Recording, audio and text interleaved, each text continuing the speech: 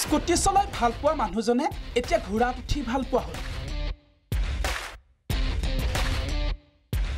Helmet নিপিন্ধাৰ বাবে ৰাজপথত আৰক্ষীয়ে বিহিছিল 500 টকাৰ জৰিমনা।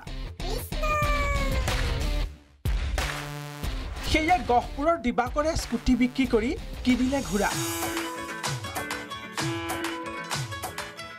80,000ৰ স্কুটি 50,000ত বিক্ৰী 6,000ত কিনিলে ঘোঁৰা। সময় পৰিৱেশ পৰিস্থিতিয়ে মানুহৰ ৰুচি জীৱন ধাৰণৰ প্ৰণালী সলনি কৰি তোলে। কিন্তু গহপুৰৰ মধ্যচট্টঙৰ দিবাকৰ কৈৰালাৰ জীৱন যে এনেকৈয়ে সলনি হ'ব সেয়া কোনেও যেন কল্পনাই কৰা নাছিল। দিবাকৰে বহু আশাৰে 80,000 টকাৰে কিনিছিল এখন স্কুটি।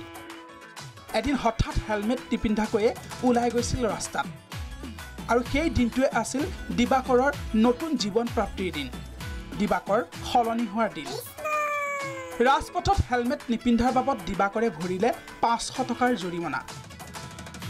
500 টকাৰ ফাইন দি দিবাকৰৰ অন্তৰত লাগিল জুই। সেই ক্ষোভতে সেই দুখতে দিবাকৰে সিদ্ধান্ত ল'লে স্কুটি বেছি দিবাকৰে কিনিব ঘোঁৰা। আৰু কথামতেই কাম। মই এটা নতুন স্কুটি কিনিছিলোঁ। তেতিয়া মই 2 মাহ হৈছিল স্কুটি কিনা। তেতিয়া এদিন মই হেলমেটটো আনিবলৈ পাহৰিলোঁ, ৰাস্তাত পুলিচে ধৰিলে। তেতিয়া কৈছে যে 500 টকা ফাইন দে। তেতিয়া মই কৈছোঁ পইচা নাই ছাৰ মোৰ লগত। তেতিয়া বেলেগৰ পৰা বিচাৰি মই 500 টকা দিলোঁ। এই 500 টকা দিয়াৰ কাৰণে মোক বহুত দুখ লাগি গ'ল। সেইকাৰণে মই এতিয়া ভাবিলোঁ যে মই এতিয়া গাড়ী নিকিনো আৰু গাড়ী নচলাওঁ, মই ঘূৰাই ল'ম বুলি মই এটা বিচাৰ কৰিলোঁ মনত। সেইকাৰণে মই এতিয়া ঘোঁৰা ল'লোঁ।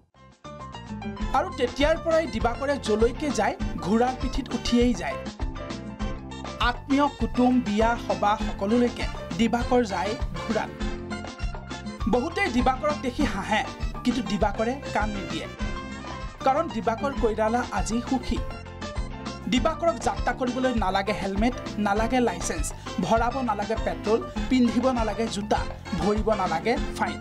মাত্ৰ কেইডালমান ঘাঁহ হ'লেই হৈ যায় দিবাকৰৰ যাত্ৰা। ঘোঁৰা লৈছোঁ এতিয়া মই তেলত নালাগে, তেলৰ দামো বেছি। সেইকাৰণে এতিয়া মই ঘোঁৰা লৈ তাৰমানে ঘাঁহ অকণমান দিলে হৈ গ'ল। আৰু য'ত গ'লেও পাৰিব, চাৰিআলি গ'লেও পাৰিব, শ্বশুৰবাৰী গ'লেও পাৰিব, আলহী খাবলৈ যাওঁতেও পাৰিব। সেইকাৰণে মই এতিয়া ঘোঁৰা লৈছোঁ। এইটো মানুহটো পাগল হ'ল নেকি? এতিয়া এই স্কুটি বেচি পেলাই ঘোঁৰা লৈছে সি কি কৰিব ঘোঁৰা? মই কৈছোঁ ঘোঁৰাটো মই চলাম আৰু এতিয়া গাড়ীৰ খৰচা নালাগে। ৰাস্তাত তাৰমানে পুলিচেও ধৰিব নোৱাৰে, এতিয়া ইয়াৰ লাইচেন্সো নালাগে। সেইকাৰণে মই এতিয়া সেইটো গাড়ীটো তাৰমানে বেচি পেলাই এই ঘোঁৰাই ল'লোঁ আৰু মই ঘোঁৰাতে অনা জানা কৰিম। গহপুৰৰ পৰা ৰাজীৱ বৰা, প্ৰাগ নিউজ।